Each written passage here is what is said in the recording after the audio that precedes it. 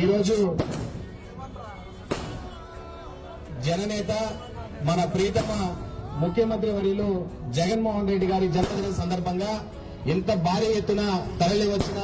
YSR Congress party శ్రేణులకి, మహిళా తల్లులకి, మన యువతకి,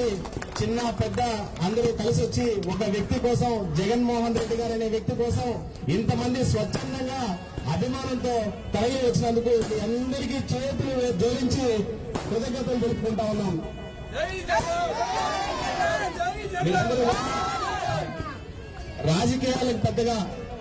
ప్రాముఖ్యత లేకుండా ఈరోజు జరుగుతున్నటువంటి కార్యక్రమం వైఎస్ జగన్మోహన్ రెడ్డి గారి పుట్టినరోజు కాబట్టి ఆయన భావజాలాన్ని,